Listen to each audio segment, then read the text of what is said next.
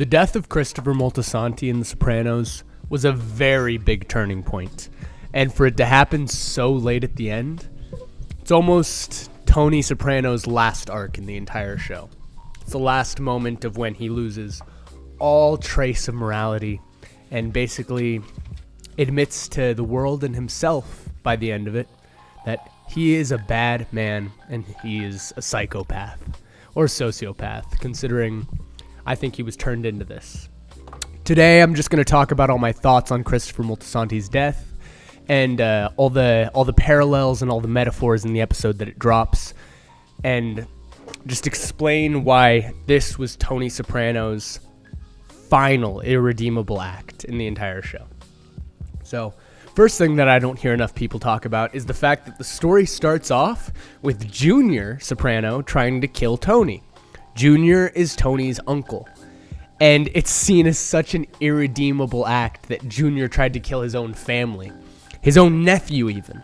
And so here at the end of the show, we have Junior sitting, losing his mind in a random institution that no one cares about him for, and just living with all the guilt of even attempting to kill his nephew. And Tony whining like a little baby about it the whole season, who then kills his nephew afterwards, just exposing himself as the giant hypocrite he is. It's really a whole 360 for Tony's character to, in the beginning, thinking, killing your nephew, that's horrible. Why would they try to do that to me?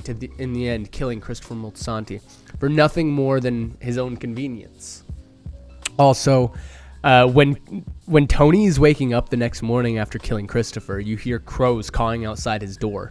And it's interesting because when Christopher became a made man, he was complaining about to Adriana about the crows. He was like, Adriana, the crows were there. It wasn't a clean making. You know, like there shouldn't have been crows there. The devil was outside that door. He didn't trust it, you know?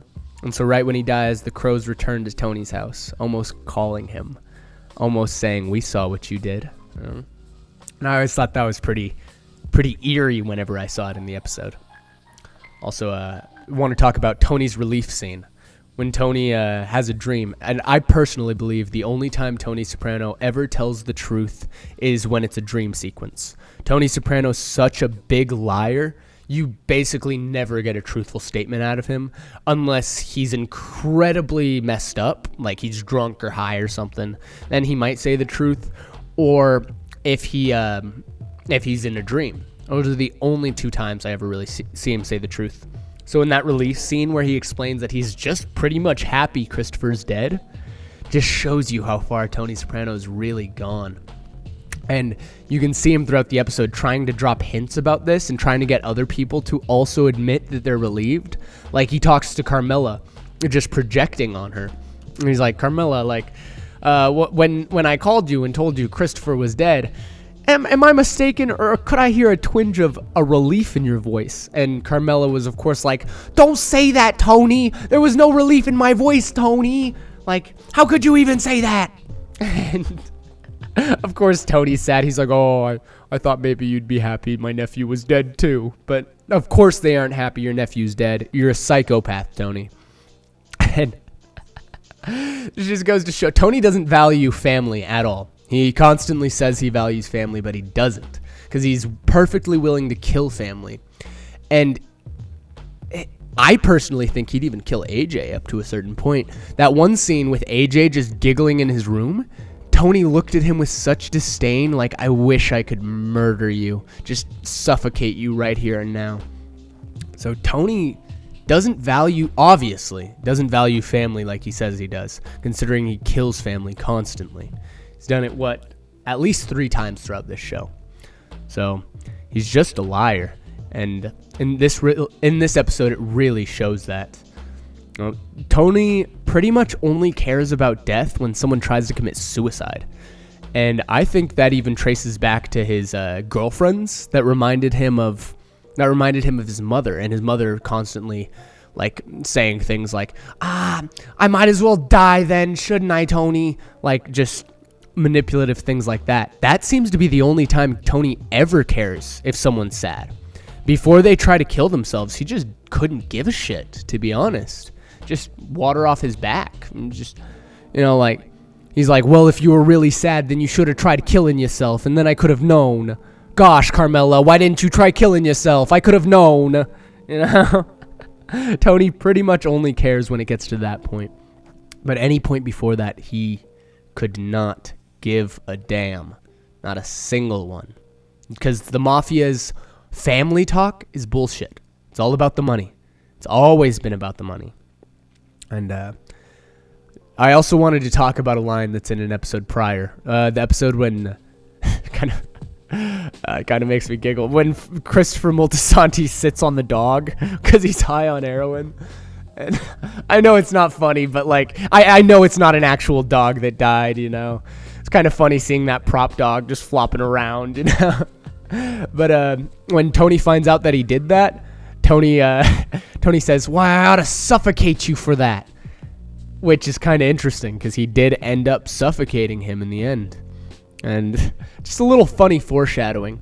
I also personally believe in the end of the show, Tony Soprano dies of a heart attack, because if you don't know the Onion Theory, go look up the Onion Theory. I'm not going to explain the whole thing.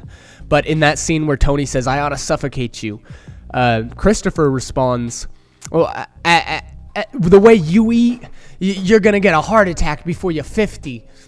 And Tony just barely turned 50 at the end of the show. So I'm pretty sure he got a heart attack and died from all them onion rings. Because, boy, is he fat.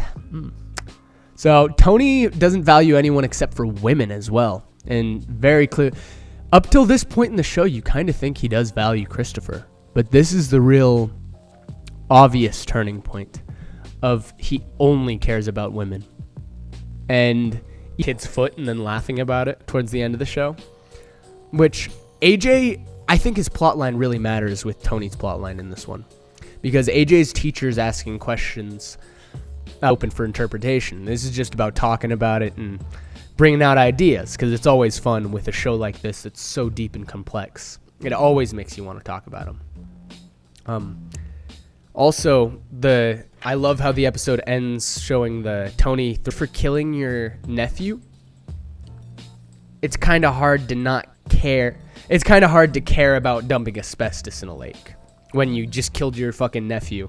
And then all of a sudden you're like, oh, I feel a lot of relief now. This is way better, Kind of hard to care about anything else. So I like to think at the end of this episode, Tony finally understood. He got it. I am the villain.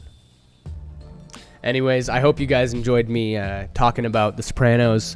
I just kind of watched the episode Kennedy and Heidi today and wrote down some thoughts on it. I thought it was a really good episode. Obviously, it breaks my heart every time watching Tony ruthlessly kill his nephew. It's a real big turning point.